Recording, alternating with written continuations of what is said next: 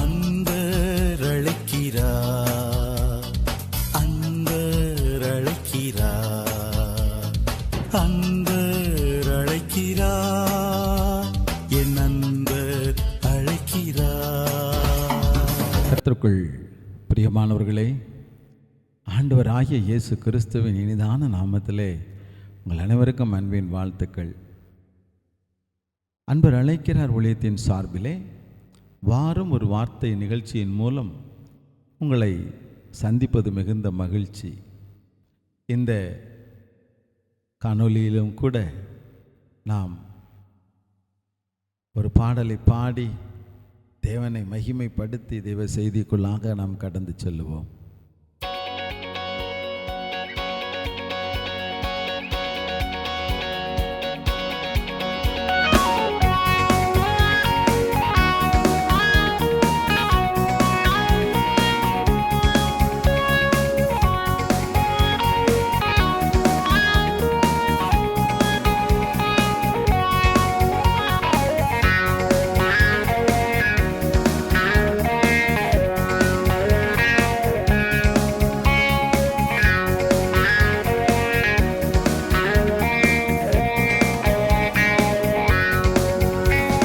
விடுதலை நாயகன் வெற்றியை தருகிறார், எனக்குள்ளே இருக்கிறார், என்ன ஆனந்தம்.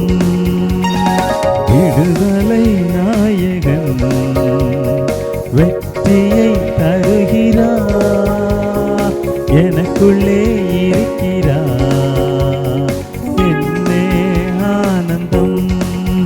நான் பாடி பாடி மகிழ்வே, தினம் ஆடி ஆடி துதிப்பே. நான் பாடி பாடி மகிழ்வே, தினம் ஆடி ஆடி துதிப்பே. எங்கும் ஓடி ஓடி சொல்லுவே, எங்கும் ஓடி ஓடி சொல்லுவே, என் இயேசு ஜீவிக்கிறார், என் இயேசு ஜீவிக்கிறார். விடுதலை நாயகன் வெற்றியை தருகிறார், எனக்குள்ளே இருக்கிறார், என்ன ஆனந்தம்.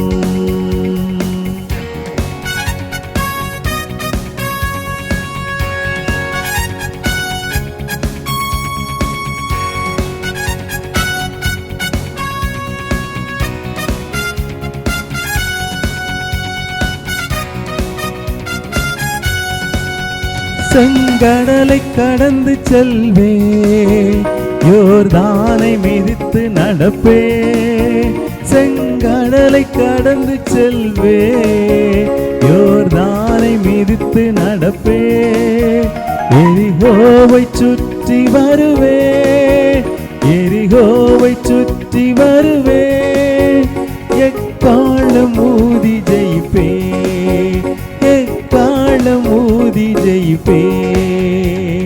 விடுதலை நாயகன் வெற்றியை தருகிறார், எனக்குள்ளே இருக்கிறார், என்ன ஆனந்தம்.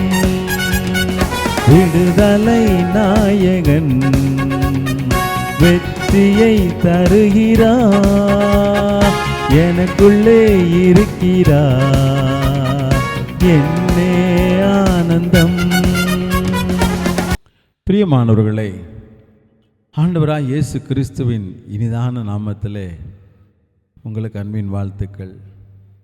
இந்த நாள் தேவ செய்திக்காக ஆண்டவர் கொடுத்த வேத பகுதி யாத்திரையாகமங்களின் புஸ்தகம் 3ஆம் அதிகாரம் 7ஆம் வசனம். உங்களுக்காக நான் அதை வாசிக்கிறேன்.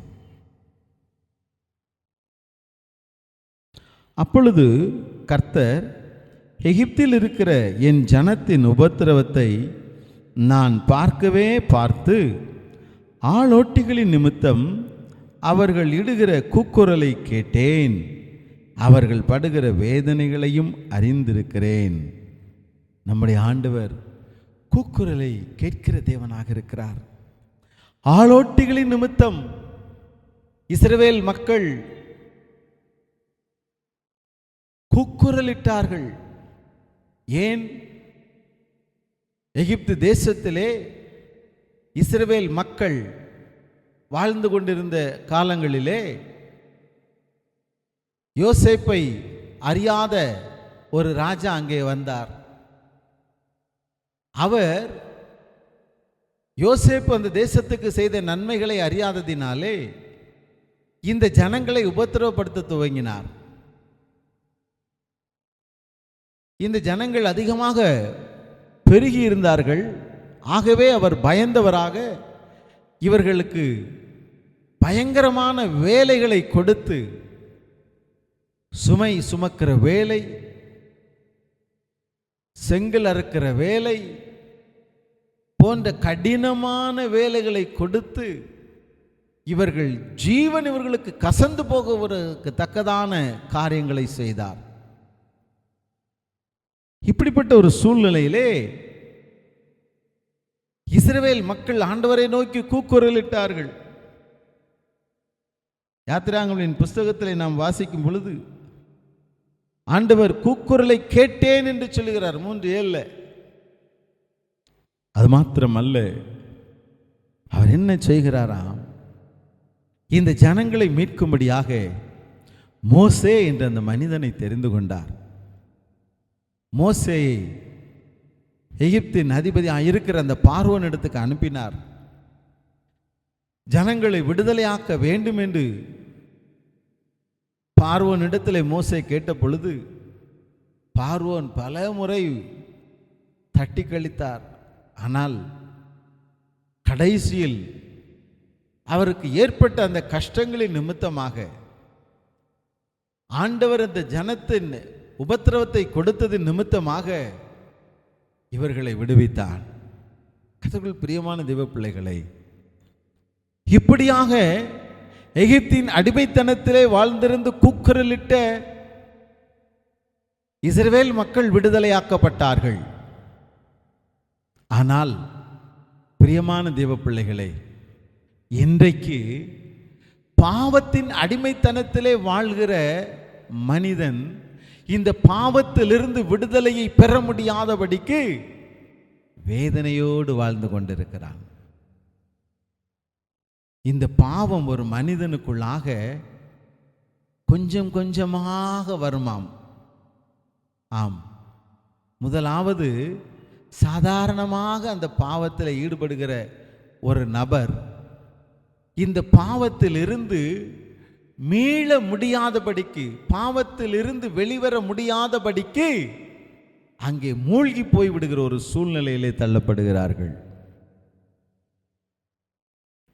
எப்படிப்பட்ட பாவம் தெரியுமா? சிலர் மது பழக்கத்துக்கு அடிமையாகுகிறார்கள். சாதாரணமாக நண்பர்களோடு ஏதோ ஒரு பொழுதுபோக்குக்காக மது அருந்த துவங்குகிறவர்கள் நாளடைவிலே அது இல்லை என்றால் வாழ இயலாது என்ற நிலைமைக்கு தள்ளப்படுகிறார்கள். சிலர் பலவிதமான போதை மருந்துகளுக்கு, போதை ஊசிகளுக்கு, போதை வஸ்துகளுக்கு அடிமைப்பட்டு கிடக்கிற ஒரு சூழ்நிலை.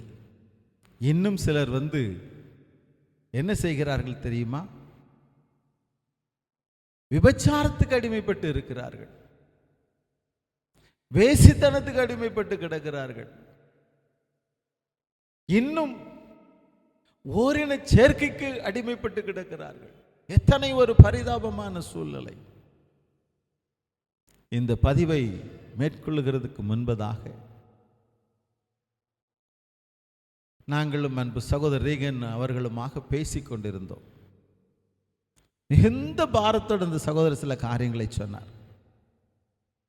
இன்றைக்கு இளம் தலைமுறையினர் பாவத்தை தண்ணீரை போல பருகி வருகிறார்களா என்று அவர்கள் மிகுந்த வேதனையோடு இன்றைய நாட்களை குறித்து துக்கத்தோடு பேசிக்கொண்டிருந்தோம்.